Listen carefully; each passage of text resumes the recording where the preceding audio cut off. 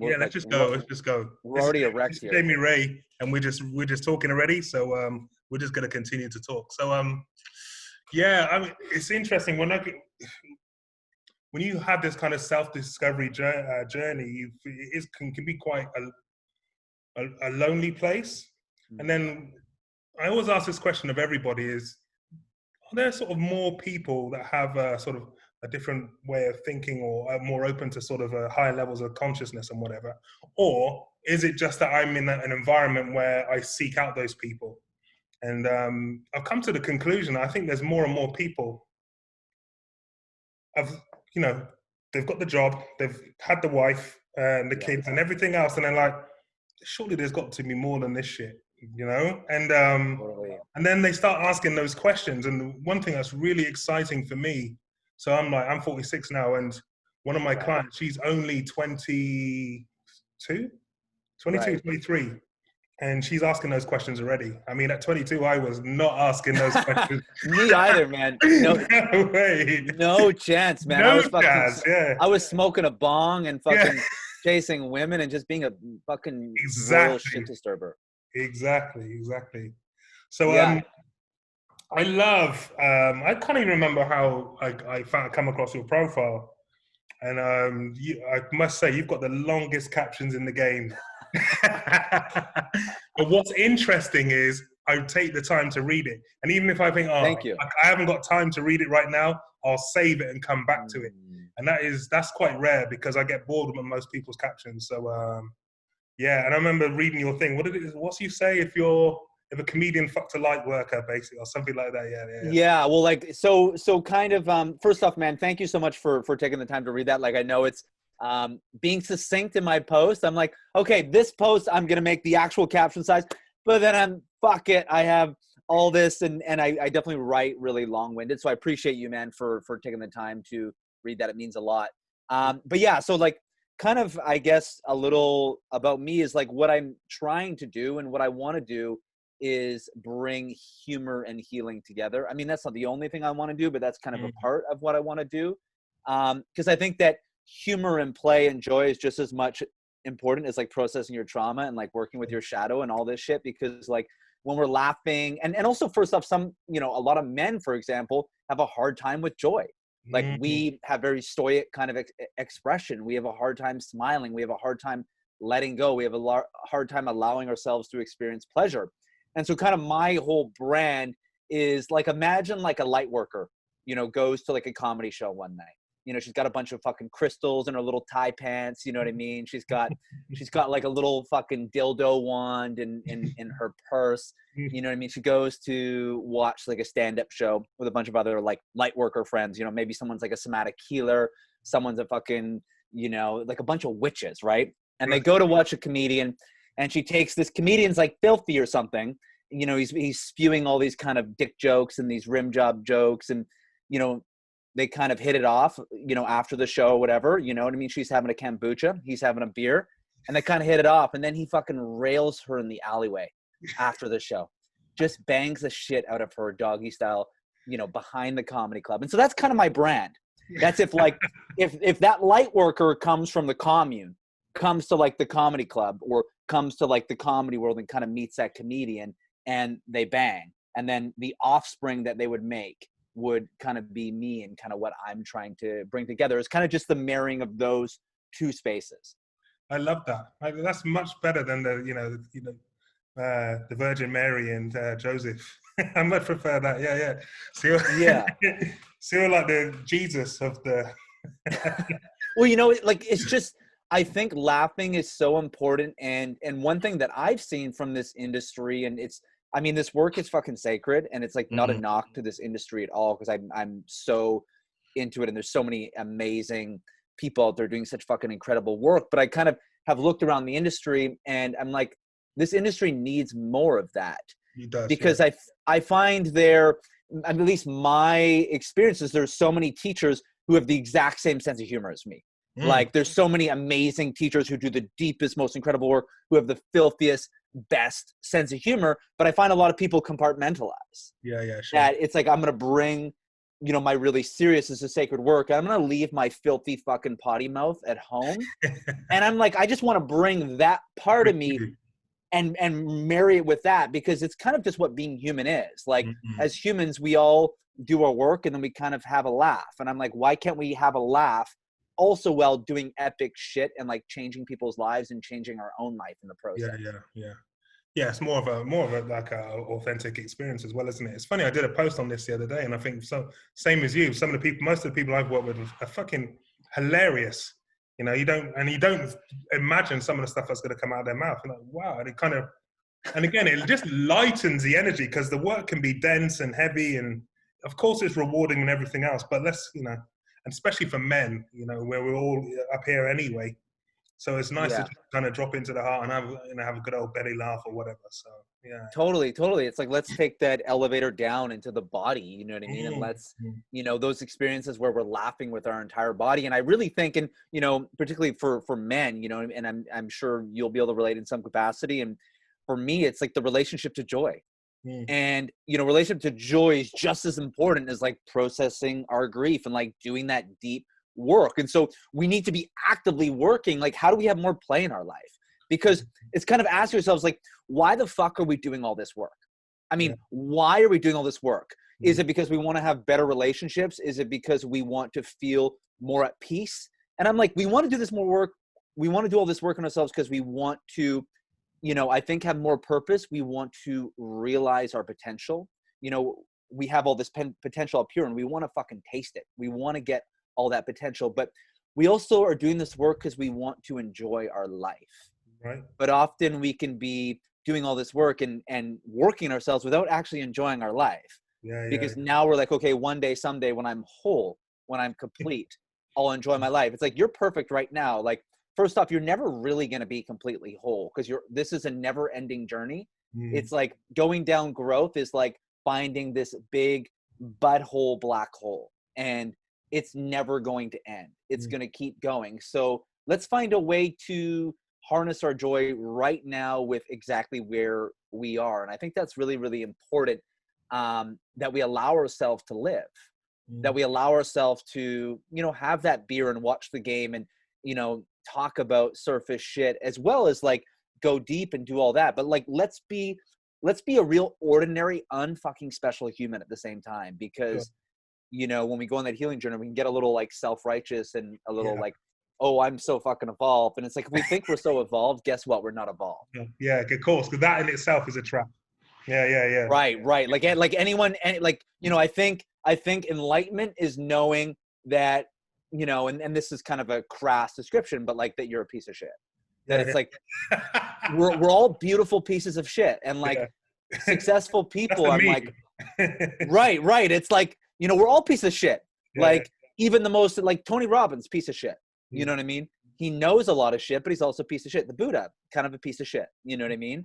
Like, because we're all human. Like, we all have areas of our life where we're going to be a train wreck. And I think we need to embrace that. And I think being teachers or guides or coaches, we're like, oh, we can't bring people into that part because then no one's going to want to work with me. I think that makes you even more of a teacher if you're able to bring people into those parts. 100% agree.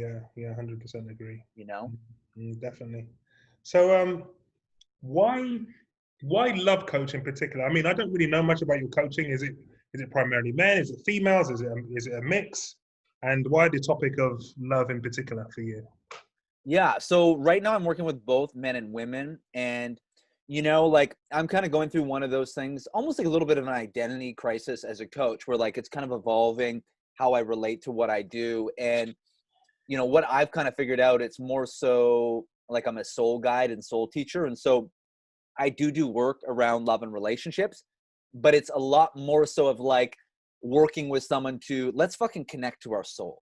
Let's get on purpose in our life. Let's like, you know, remove all the blockages that get in the way from us being able to intimately connect with ourselves. And that ultimately impacts relationships.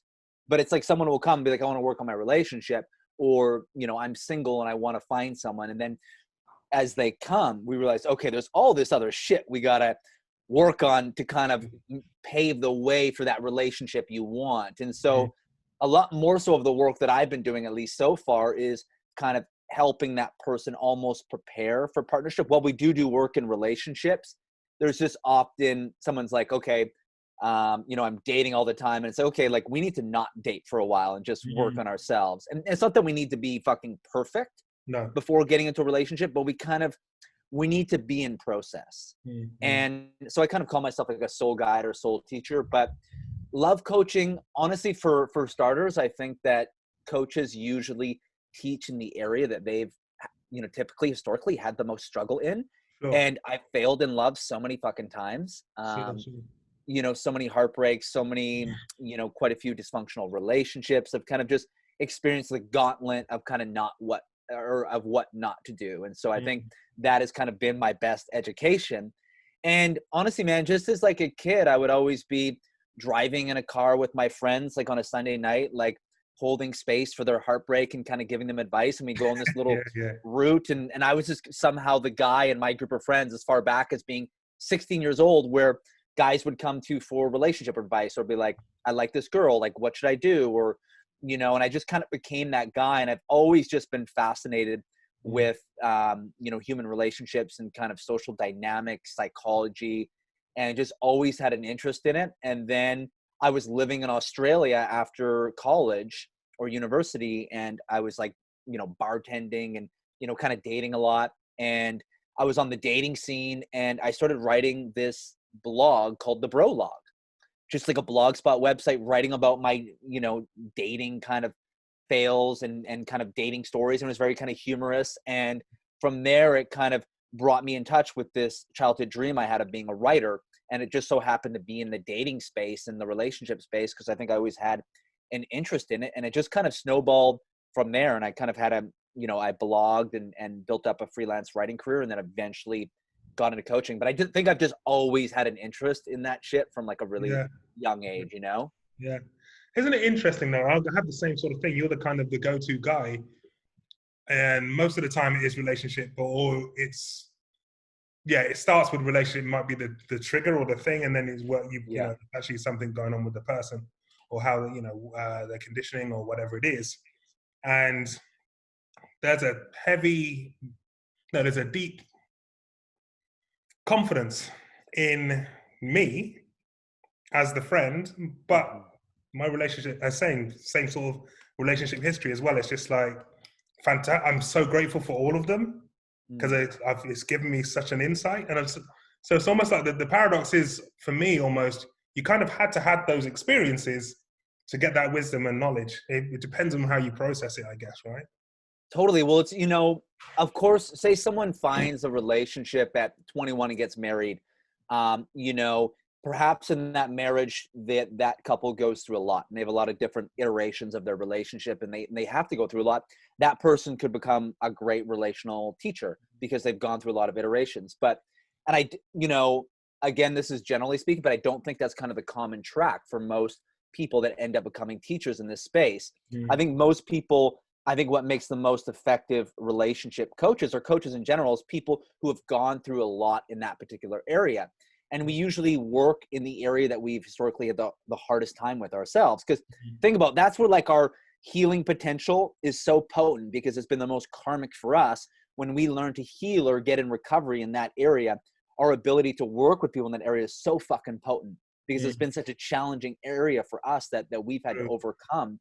And I really believe that, and it also comes down to this too. It's like, if you've gone through a lot relationally, it often means that you're meant to learn a lot of relational lessons in this lifetime. And not everyone's meant to learn relational lessons. And it doesn't mean that everyone's supposed to become a relationship coach, but it just means that in this lifetime, you're meant to learn a lot of relational lessons. And I think for relationship teachers, they are ones that are meant to learn a lot of these relational lessons. Like, how the fuck else are they able to guide people and teach people if they haven't had to learn? Like, the only way we learn is by fucking failing.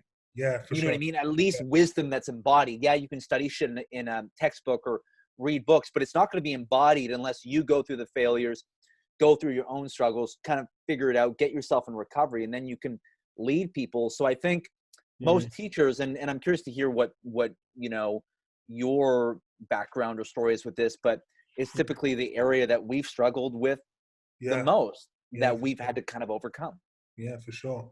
So it's, yeah, definitely. I think in part of that process or in the overcoming process is actually having the kind of the balls to say, actually, this is my responsibility, or spot some sort of pattern or Mhm. whatever. And I think like, I'm sick of this shit. I need to do something. Or say, actually, maybe they're not all psychopaths. Or funny that, right? Yeah, do you know what I mean? Or maybe this could Maybe be it's me me. too. Yeah, yeah, you know. So yeah, my journey was something.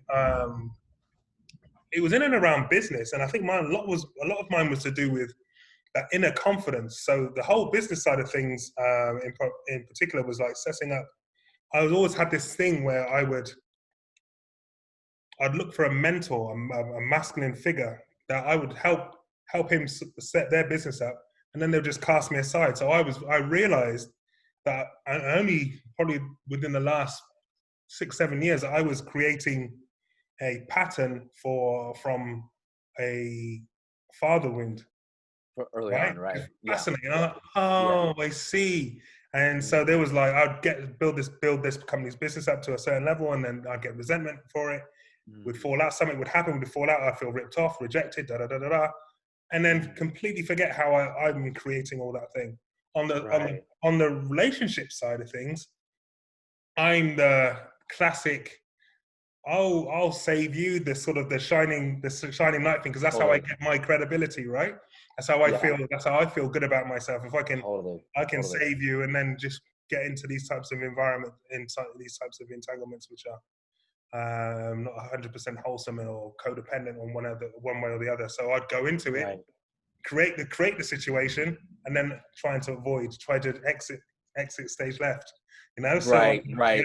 yeah, Right. yeah, It's so interesting how, you speaking of finding mentors and businesses, it's so fascinating how, like, when we don't go to the root of, kind of the rupture in that connection, or the root of the pain, mm, in that connection, that we end up just continually replaying that narrative. yeah, And it's almost that same thing where it's like, people are like, okay, I don't want to experience so much pain in my life. And I'm always like, okay, well, have we actually faced the pain? mm, Because if we'd actually faced the pain, we'd have a different story. But it's always like, and that's why people suffer. It's because we have like pain that we kind of have here. And mm, so we kind of have our pain at arm's length. And now we have this repeating narrative and story that, like, I never fucking feel good in my life. And yeah, it's yeah, because what we've done is we've created suffering by the fear and anticipation of what that pain will bring to our life. So we've pushed the pain at arm's length, mm, not actually moving towards the pain. Now we've created suffering. And mm, suffering is always the reluctance to face pain. And sure, so, like, it's interesting in your situation how, for you, obviously, it was going to be going to, what was the truth of that? Like, what did you need from a dad, or from your yeah. dad, What or I need is that kind of support, and I had to kind of go back and like literally parent myself, and like, look, yeah, you can do this yourself. You can build your own businesses. You don't need to put yourself in those situations, and equally find someone with if you're going to go into a partnership with somebody, it's about alignment of values, and it's so what is it that you actually at your core, what is important to you? And right. but I never really realized that. And then, but when I remember going back and looking at this young boy Mm, and thinking and giving him words of encouragement, and it's quite easy then for me to see the types of values that are, integrity, doing what you say you're going to do, so supportive, all of those types of things, and just being open, no matter how difficult the conversation is. I have a great right. business partner now, but we're very much on a level footing, Yeah. um, on the company side, and then but essentially I started the business up myself, and then I've brought him in, so the dynamics change there. So I'm not doing something, and I still get approached, and I see it. And actually, there was a couple of times recently. There's a probably 2 years ago. There's a business deal I got into, Yeah. and I didn't see it because I felt like I was helping him, Yeah. but I didn't see him. I wasn't wanting anything for him, but it's still the dynamic was still ended up the same, So Right. lack of Right. Right. integrity and whatever. But again, I think that was for me. I feel that was a final lesson, and this is one of the things I was going to say as well, that I think that on some level, that kind of thing will always be there. It's up to me to choose. or to engage or not. Yeah, and completely, man. And I think, you know, it's this whole thing. It's like, are we going to be completely healed? And you know what I mean? Like, that's why, like, I think when we go on a healing journey, it's like 2 steps forward, 1 step backwards. And, you know, it's like, I always say this to my clients. It's like, you're going to fucking relapse. Of course. Yeah. You're going to relapse fucking constantly. Yeah. And it's like, we get in this idea, okay, I'm going to be healed. And then that's when like the shame spiral or like a trauma spiral will happen. Because we do something, we're like, oh my God, I'm not perfect anymore. I was doing this. And like, whatever your wounds are, they're going to continue to come up constantly. Of course. Yeah. And we need to embrace that, that it's like, you know, whatever wounds or trauma we have, like, let's get in process and work with these things. But, you know, they're probably never going to be completely absolved. You know what I mean? It's like, think if you have surgery when you're young or something, you can kind of still see a scar. Yeah, sure. It's kind of the same thing with our deep wounds, but let's work with healing them and let's be in process with them. But also that's when like the work really happens, is that when you relapse, how do you show up? Yeah. That's where like when life's going good and we're fucking crushing it, we're like, oh my God, I'm in flow. I can feel like all this shit. Like that's easy. That's easy. But it's like, what happens when you're confronted with something or you kind of veer off? Like, how do you meet yourself in those moments? That's where we really see where we're at in the work, is how compassionately do we meet ourselves. And because I think everyone needs to know, whatever wounds you have, you're going to fucking relapse constantly. Yeah. It's kind of, it's reassuring in a way, in a kind of twisted way, just to know that, you know, because like you say, I remember the first time when you have those relapses, you can go into it. For me, it's shame, very much so. Totally. I'm better than this. I teach this shit. Da. Do you know what I mean? That's the narrative. Totally. And like I found for myself too, it's, you know, anytime, you know, that gut punch happens, it's like, you know, first off, it's an ego death in the moment. And I really think intimacy, and success in life is, are you ready to die your ego deaths? And ego deaths are going to come up every fucking day. And it's how do you meet that ego death? And I feel like when we come up against shame, it's really coming up against an ego death in that moment, because it's okay. How can I connect to my heart even deeper in this moment? The shame comes when you meet yourself tenderly and compassionately. Oh boy, you're going to be fucking connected. You're going to kind of create your new story in that moment. And all of a sudden, typically in that moment when you would protect your heart, you would close off, you connect even deeper to the world. You connect even deeper to yourself, and you lock into your heart even more, and you excavate another layer of intimacy. And, you know, that's when your life really, really changes. It's like, how do you meet that shame when it shows up in that moment? And I always say to myself, Jamie, die the ego death right now. Die the ego death. Meet yourself really compassionately and tenderly.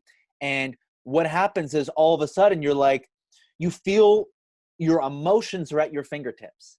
Sure. You can feel your heart. You feel in your body. You feel connected to the universe. You feel connected to people. And you're like, fuck, I'm in my heart. I've dropped into my heart. Because shame, it's like, you know, I feel like shame really can, if you meet your shame tenderly and be like, I'm feeling shame, and you meet it with grace, then the emotional fluidity in your body is available.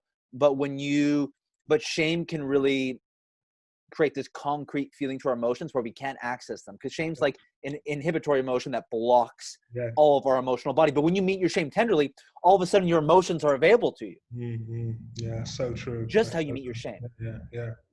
Yeah, and it's the dance, isn't it? For me, like as you were talking there, and the representation for me was literally heart opening, heart closing, and that's right. One of the things for me is just trying to keep that heart open instead of like shutting down or blocking or needing to defend or justify or all that kind of that nonsense that you do. Totally. That shuts everything down and goes straight out of here, straight up into the head, and you try and articulate your way out of it or something stupid like totally. And so it's like moment to moment, like meeting resistance, right? Yeah. It's like that whole thing where it's like, you know, think of shame, it's like flying ice, right? And so think of like our emotions is like below the water, and shame is like the ice on top.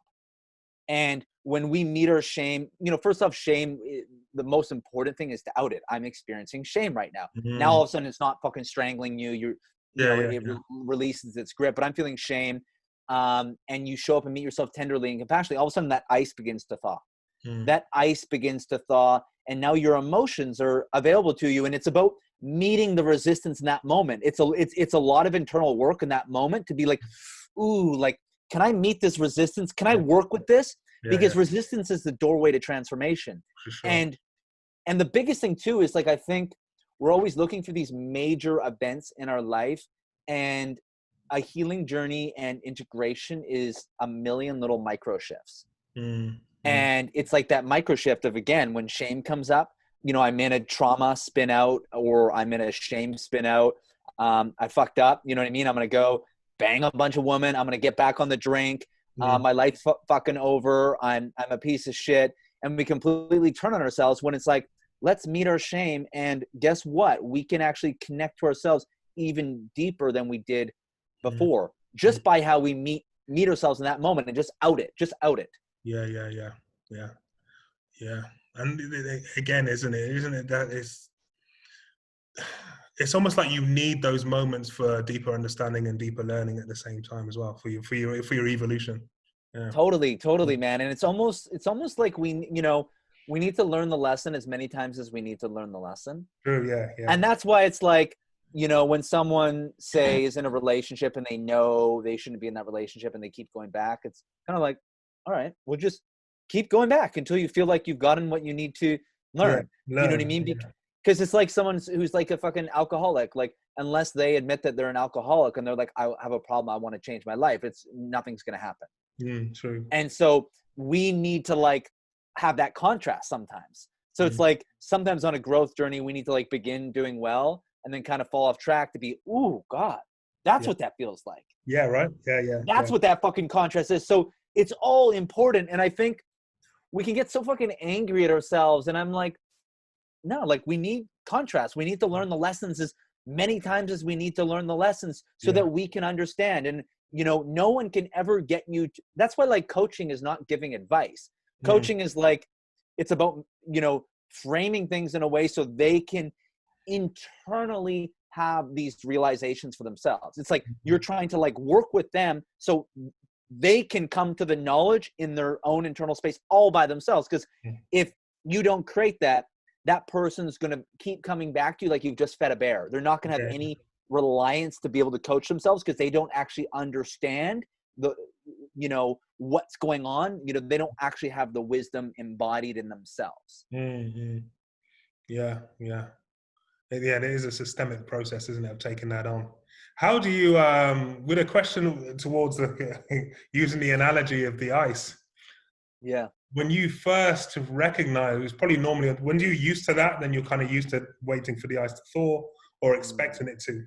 But prior to that, there is a real and genuine fear of maybe falling through the ice and drowning or catching hypothermia. You know, there's that. How did you help yourself through that process, and also how do you help your clients do that? Yeah. So take a risk. So it's going to feel like death. Yeah, it is. There's no way around that. It's going to feel like death. And because it is a death. Yeah. It's because it's a, you know, because that process is going to lead to a new identity. And, like, so it's always like this too. It's like, and I hear what you're saying, that, you know, oftentimes with people, the reluctance to feel into their sadness, I'm going to get fucking swallowed by my sadness. That's it. Yeah. And, you know, it comes down to, like, okay, we learn what emotions are safe to experience in our household. And if we were in a household where, like, grief was not something that people could tap into, then we're like, okay, grief is, or grief's not rewarded, or whatever the story might be. We're like, okay, this isn't safe. So all of a sudden grief could become death. If I experience grief, I'm going to become disconnected from my family. I'm going to be pushed out of my family, you know, because we kind of learn what emotions are safe based off the mirroring of our parents. Like, what emotions are our parents kind of in touch with, and how do they respond to us when we're in different emotional experiences? And we kind of figure out which emotions are safe, you know? And oftentimes, if there's a lot of apprehension for a certain emotion, it might mean that there's generational compounded material. Like, I know, for example, I'll give you an example of my situation with my family. There's a lot of compounded emotional with grief. Grief has typically not been an emotion that people have really tapped into in my family, been a hard one. And it's been the hardest one for me. And I've drastically improved but it's definitely still one that's the hardest for me to feel into. And it's because there's a lot of compounded material. And so it's about understanding, if we have compounded material or we have a lot of early material, and it's kind of getting to the point in those ruptures of like figuring out when those different ruptures happen. And it really is allowing ourselves to take a risk and understand that this is an emotion that's not going to swallow us. It's not going to define us. It's like a cloud passing overhead. But the thing is that when you, that's what you want. Your soul wants you to feel that emotion. And we have so much fear of feeling that emotion. But that fucking emotion, like if you've had a hard time with grief, that grief is going to be your salvation. That grief is the thing that your soul fucking needs. It's going to liberate you and empower you. And often what we need is we need to take the risk one time. Yeah. And we need to experience the fruits that become available to us on the other side of that risk. And we're like, okay, I just tapped into my grief and I've historically had a hard time with grief. Whoa. I feel more alive. I feel more at peace than I've ever felt. I feel joyful. Where the fuck is this joy coming from? I've never tapped into this joy before. Now we have like a somatic memory experience of, oh, I did this. It created this experience in my life. Now we have a new story available to us. And so that is a death. The death is the old story that grief is going to kill me. Guess what? Grief does kill you. And it births something new. Sure. That's like the joy that we experience. But we have a new story that's available to us in that moment by doing the thing that is foreign and unfamiliar. And so it really, really requires us to build a conscious relationship to what that emotion is. Because, oftentimes if we don't have a relationship to sadness, it can even be hard to identify what sadness is. It's like, because it can be so all-encompassing in our body. So it's about consciously, this is sadness. Okay, I'm feeling sadness. It comes up. How do I now increase my capacity to be with this a little bit longer? How can I hold this? We out it. I'm experiencing sadness right now. I'm going to be okay. And we allow ourselves to marinate in that emotion. So it's a complex process, but it's very much the biggest thing I can say with we're afraid to fall through the ice is take that risk one time and see what happens. And what you'll probably find is that your soul has a breakthrough. That's very true. Thank you. Beautifully put as well. And again, it's interesting that there's loads of work now with sort of those people that are working with people to recognize and acknowledge that you include the body and have that kind of that integration into the body and feel that, and like you were saying, the somatic experience. So you can have that recognition of the contrast of feeling in order to grow in order to develop the new story as well as lessening the old one. Because before it was because I came from a hypnotherapy background, they said rewiring the circuits in the brain, etc., and starting in the body, it seems to be more instantaneously. Yeah, man. It's like, I have a hard time meditating now, and I think meditation is great, but it's because I do like a lot of body work now, and I'm just like, there's been nothing more beneficial for my mind than working with my body. Right. Yeah. Because it's almost like if we're, mindfulness stuff is great. Don't get me wrong. But it's almost like if we're only working with here, what we're doing is working with here, trying to control and keep this at bay. But obviously our story is our body. Our nervous system is our story. And when we live in the head, which is most men are just floating heads. And if we don't live in the body, it means that we can never be connected to our story, because our story is our body, because our body's a time machine that brings us to our past. And it's about getting in the body, being rooted in the body. Then we're actually embracing and rooted in our story, because now you work with shame differently, because you're so grounded and rooted in your story, and you've embraced your story. You're like, your story has brought me all these gifts. I'm working with the shadow aspects of these gifts. And now you have this full mind, body, soul, heart, emotional connection with all of you. It's this fluid kind of ecosystem.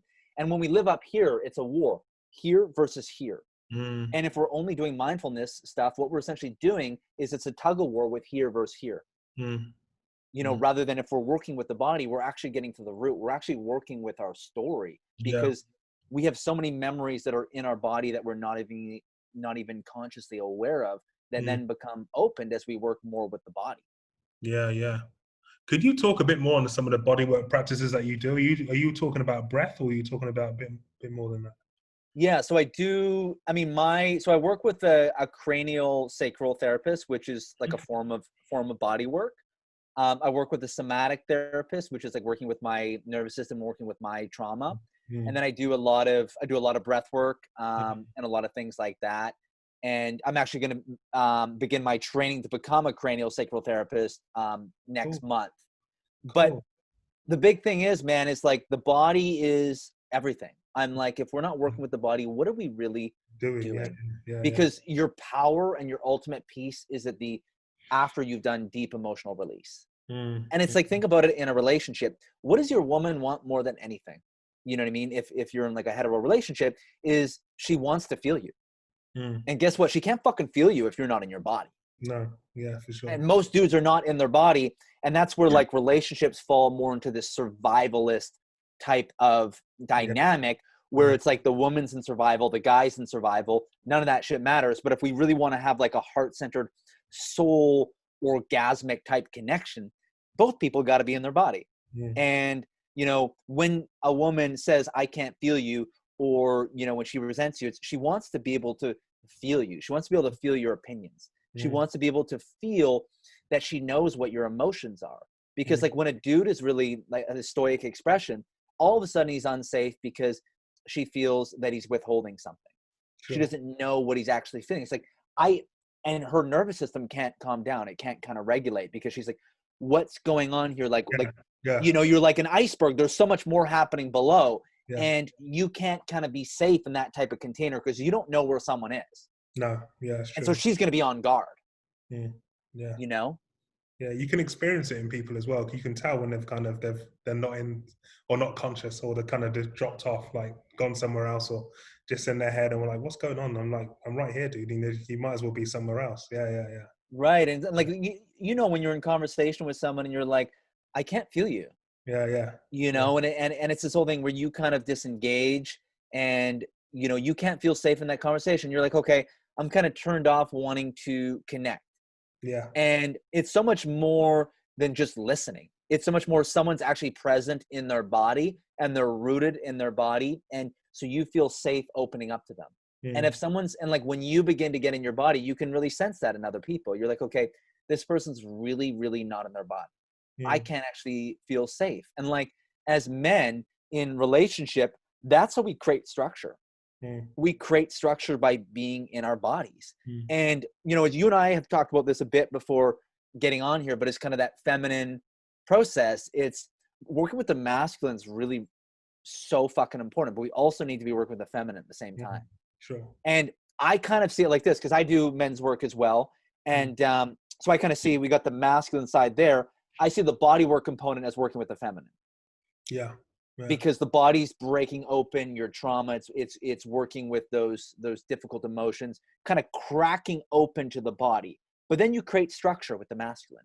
The yeah, masculine's like forward movement, direction, purpose, challenge, you know, criticism, kind of that, like, you know, like let's go kind of energy. mm, And so when you crack open to the feminine, now you are in your body. You can create safety that way, but you have structure to you. You mm. have purpose. You almost have like this emotional resilience and fortitude to be able to like be in difficult experiences and then become a mountain in those difficult experiences as Sure. well. Yeah, yeah, So yeah. you can hold space for her without crumbling, but in a way where she can still feel your balls, you know? Yeah, yeah, yeah, yeah, for sure. That's it. Yeah. And that's it. It's interesting. There's some training. I know we spoke about this before, and I've recently did come off the end of a 6 months sort of feminine cleanse by John Wyland. We were speaking about that before, and Yeah, dude. it was Nice. tough, man. And I was like, what's, and you know, I was watering plants and being outside in nature, and then it was, you know, feeling the breeze on my skin and the body, and I was like, and I was speaking to a good friend of mine, one of my best friends. She was like, I don't know what's happened, but the last 6 months you were like, you was just something changed in you, Mm, and you just seemed like a a woman? lot calmer or something. And I'm not sure what it is. I'm like, Yeah. Yeah. It's a really interesting process, and I think Mm. for me, it was having the awareness of being in your body, and again creating that structure for um, as and when you need to. But getting in tune with your own feminine is like Mm. super powerful for men, I think. Dude, for Yeah, sure. And so that was, excuse me. So that was a 6-month feminine cleanse with John Wineland you did. yeah. Dude, amazing. I love John Wineland. And so that was like, how did that kind of work? Literally, you just there was any type, no, there's no dating or any type of flirting or anything like that. Anything, any sort of anything where you can get nourishment from the feminine is off Mm. limits. So obviously, I have interactions with my female friends, but they are properly my female friends. There's no kind of Right. those, we may have those ones that you kind of speak to that could go off in a different direction. So any of those, I had the conversation with them and said, look, I can't, I'm doing this. And yeah, they were cool with it. So Yeah. yeah, it was interesting. It was interesting. It's like, wow, I can't believe how much space it created for me as well. Mm. If I mentally, physically, it's just, oh wow, that girl's hot, that girl's cute, or whatever. Just none of that. Yeah. So I yeah. love that, man. Good for you, brother. I love that you did that. And have you ever read a book called We by Robert A. Johnson? No, no. So like for any of your men's group people that are going to see this, We by Robert A. Johnson is a book you got to check out. And just what you said there kind of reminds me of what the book is about. It's basically it's Jungian philosophy, but Okay. it's about the first ever love story, and it basically talks about how what men ultimately are searching for in romantic love is the feminine. And what we've done is we projected our soul onto a woman Mm, rather than we are fucking in charge of our own soul. And that's what strikes me there is what he has you doing is to not get that feminine nourishment from woman, but to yeah, create it in yourself. And I yourself. really see the feminine in people in general is that soul, is that kind of whimsical, free Mm, spirit kind of, angelically moving soul. And as men, if we don't have a relationship to our feminine, then what we're going to do is we're going to outsource our soul onto a woman. yes. And it's our responsibility to have a relationship to our soul. And I always find for me, I'm manifesting way more potently when I'm in my feminine. Yes, definitely. Yeah. So it's like it's almost like you get And the creative download too. And creative also. Yeah, for sure. Yeah. 100%. And it's like, so it's like you get the download. It's like when I'm writing, it's like I get the download from the feminine, but the structure of execution is the masculine. Mm, And it's the same thing with manifesting. It's like I kind of get the call from the universe from more of a feminine, whimsical. I get it the most when I'm in my body and doing deep emotional release is the most when you're going to manifest. That's when you're just so in your feminine, you're open, and mm, you can make decisions like this. Oh, I feel called here. I'm going to go with my body. And then now you structure that with the masculine. Okay, I got this download for this great new program. And I got the download from kind of a feminine soul, universal, we're all one mm. place. But then I execute that with the masculine. So the masculine becomes the container and the structure for that kind of feminine download. And so I find for me, being able to be in my feminine is really where I can manifest from a soul place. And I think as men, it's our responsibility to Yeah. work with the feminine, AKA crack open our bodies. Mm, And I mm. kind of see the feminine as like working with our trauma, working with like deep, difficult emotions from the past, cracking open to the body, peeling back the layers, peeling back and getting to that real intimate kind of heart space where, because the feminine's all about relating. It's all about love and relationships, Sure. Yeah. Yeah, no. Oh, So yeah, of course, because you're open and then you're receiving the information all around you. Yeah. totally. So you Yeah. kind of have to be in that receptive space with the universe to be like, okay, I'm in this receptive zone. It's for example, a woman is going to be most potent when she's probably following um, guidance from like her womb and her vagina.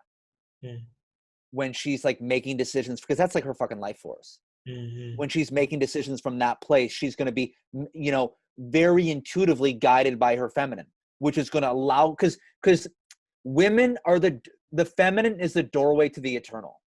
mm, And so because women just inherently, the feminine inherently is just much more spiritual than the masculine. Sure. Yeah. It's Yeah. much more in touch with spirit. So in order to like live a spiritual life and a soulful life, we need to be connected to our feminine. Yeah. But the Yeah. thing is that we can never do anything with that if we're not connected to our masculine. True. Yeah. Yeah. We'll just be this whimsical floating fucking soul, but we need a fucking ball sack to ground that shit, Yeah. Yeah. Of course. to Yeah. fucking root that soul, Yeah. Yeah. you know? No, that's true. So on the that's brilliant. I love that. So on the flip side, then for the woman, what is it that they need or want, or the girl, or the women that you've worked with at least? What I've come to see is what women, so I think women move into relationships and what they want is their feminine. Mm. So they move into relationships and it kind of the same thing, that they want to experience their fucking soul. Yeah. They want to experience their feminine. And, you know, say the woman does have a feminine sexual essence, which, you know, as David Data says, it's like 80% of women will have like a core feminine sexual essence. And so she moves into relationship and say she's like really, really disconnected from her feminine. What she wants from that guy is for him to help bring her into her feminine. Yeah. But, you know, what happens, because I think we have all these systems that are inherently catered to the masculine and more of an unhealthy masculine energy. You look at capitalism, it's like unhealthy masculine energy, which is like inherent overfunctioning. You know, all success mantras and formulas are like, I'm going to grind, I'm going to do more, bite off more, and complete rejection of myself. A survivalist world is like unhealthy masculine energy that I just want to accumulate more. Let's build more. You know what I mean? And so no wonder women have had a hard time being in their feminine, because it's like our systems inherently have rejected the feminine, have inherently made it, you know, women and men from pulling out of their feminine. And so no wonder women under that type of, you know, framework in the world become really disembodied from their feminine. And so what I've come to realize through working with women is when I work with a woman, it's like, let's process and work with the ruptures in your feminine disembodiment. So it could be like a sacred embodiment practice where, like, you know, how did we learn to relate to our vagina even? You know what I mean? We could have experienced like sexual trauma or sexual shame when her power, her fucking pleasure, her life force is in her vagina. You know, it's in her sacred spaces. And so it's like, let's figure out what happened in her life where she learned that her feminine was not safe, because her feminine is sacred. And then now when she's able to be in her feminine energy and her harnessing her pleasure, guess what? She's not as reliant on a man. Yeah, sure. She doesn't need to outsource that to a man. And I think as men, we can be threatened by that because we're like, ooh, maybe they don't need us. Because if they're able to be in their feminine without us, they don't need to come to us to be in their feminine. But guess what? That's where we can be in power with each other. Sure. Because we can stand next to them. We can help bring the best out of them. They can help bring the best out of us. And I think as women coming to their feminine collectively and individually, it requires an ego death. And we're seeing that in the world right now. But collectively, there's this rupturing where the unhealthy masculine energy of the world is not working. Definitely. And now we're being asked to embrace more of our divine feminine, like collectively as an energy. You know, that's why, you know, the fucking economy taking this big hit with everything that's going on. It's like the universe is screaming, you know. That's why we have a man in power in the US who is, you know, a toxic masculine narcissist. You can see and it's like it's like the universe is screaming, let's rupture so we can come home to the feminine. And it doesn't mean that like men need to become women, but it means that men need to embrace their own feminine. And the only way they can lift up the power of women being in their feminine is if they've actually embraced their own feminine as well. True. Because that way we're no longer outsourcing woman being in charge of our soul, that we're taking that responsibility. So it's both people taking responsibility. I'm in charge of my soul. And then we find a partner who's going to amplify that. And wholeness is is inside yourself having polarity with your masculine and feminine. That's what we search for in relationship. Yeah, sure. Dude, you're on fire today. I just, as you're speaking, I think that's a new idea because we're so conditioned from an early age, from the dolls we play with to Walt Disney to the rom-coms that we watch, and it's all funny, and it's kind of this whole codependent type of. There's loads of stuff that goes on that's just essentially almost glamorizing dysfunction. Right. So maybe there's a new screen Right. Well, like, yeah. dude, but like, if you think about it, most people, the average person's not connected to their masculine or their feminine. True. And it's like, and it's always because we haven't looked at our trauma. So it's always trauma that is what prohibits us. It's our mother wound and our father wound. And it's like looking to these ruptures that happened. You know what I mean? Maybe it's processing the fact that our dad left. You know what I mean? Or we had a dad who was really, he was away working all the time. And we had this story that we weren't lovable. There was something wrong with us. Like, why did our dad not pay more attention to us? Why did he not teach us? Why did he not give us guidance? And so, it requires people doing the really hard work of going to their trauma and going to those ruptures, which is a gnarly thing. And it's not a comfortable thing. And so that's why, like, the average person is not connected to either. So it's like, not only are they not connected to one, we're not connected to anything. We're just in our head reluctance to look at anything. So no wonder we're fucking miserable. Yeah. You know what I mean? Like, no wonder we're miserable because we're just a floating fucking head. We're living in if we're living in survival, we're not connected to our masculine or our feminine. You know what I mean? We're going to be living in our unhealthy, toxic masculine because we're just like accumulating more, like trying to fucking stay alive. We're definitely not journeying inward to the feminine. No. We're just here. We're just like, fuck. You know what I mean? So it's a complete recalibration of how we live, and what it means is moving from creating safety externally to now creating safety internally. And the only way we can do that is by feeling out of control. You got to allow yourself to feel out of control and die. It's the only way. The beautiful irony and the hero's journey all rolled into one. You got to die so you can live. That's the only way. Yeah, for sure. So it's like someone's like, I want to live this way. Are you ready to die? Because you will need to die in order to birth your dream. And everyone, in order to birth their dream in this world, needs to die. There needs to be a death. Sure. There needs to be a death in order to birth that. Because think about how many people are disconnected from their soul. So it's like, we need to die. The ego needs to die and then become reintegrated with more of a soulful, heartfelt purpose in life. And so there needs to be that preemptive death, so the birth of what we really want can come forward. And that's why people don't change their lives. That's why people stay perpetually miserable, because they're not willing to go through the gnarly process of death. Beautiful, brother. You gotta fucking die, man. You gotta die a little.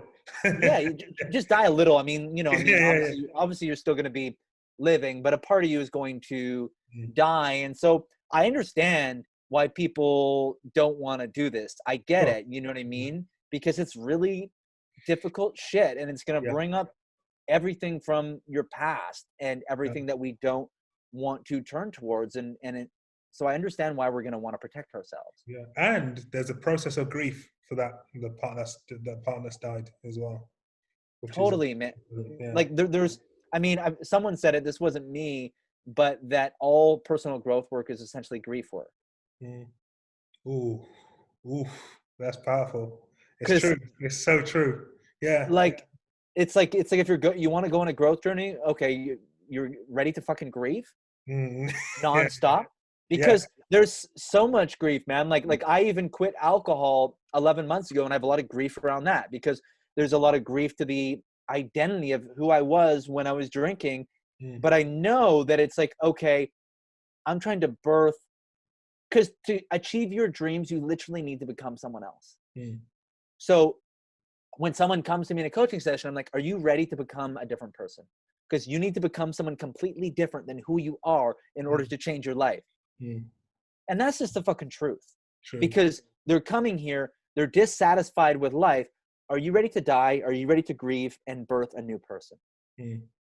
Because that's just kind of what it does entail. But then, and that's why there's so much poetry in it. And that's why you feel alive, because you birth this new thing and you feel the joy, but you also feel the sorrow and sadness of letting go. Guess what? You're more alive than you've ever been. Yeah, of course, yeah. You've ever been. You got these fucking tears and you got this, but that's the only way you can actually experience joy. Yeah. So joy works in direct proportion to grief. Like true joy. Like in your bones kind of joy, where it's like you're so fucking present. You know what I mean? Think about it. You're going to experience the most amount of joy probably after a real deep cry. You're like, holy fuck, the sun's on my face. My fucking balls are vibrating. You know, I feel half chub for the world right now because I allowed myself to cry these tears, and I feel so connected. I feel so joyful. And so it's a really, really gritty process. But when we do allow ourselves to go to that place, we reap the rewards. We feel, because ultimately what we all want, we just want to feel more alive. That's just what we want. Yeah. You know, let's be human while we're human. Yeah, sure. And it's like at the end of your life, it's like, fuck what you accomplished. How alive were you while you lived? How connected to your soul were you? How much life force did you feel going on inside of you? How much passion and purpose and how lit up did you feel? Like that's what we want. And that means, guess what? Feeling more negative emotion and feeling more positive emotion. Yeah, because you have to expand the capacity for one in order to expand the capacity for the other. Yeah, sure. You expand your capacity for the negative emotions. Your capacity for the positive emotions goes like this. So it's most people are living like this. Yeah. And it's like, you know, to feel alive, we got to go like this. So it's about expanding our capacity for darkness and for lightness. That's why humor is so important, because it's expanding our capacity for lightness. But it's got to work part and parcel with the shadow, with grief.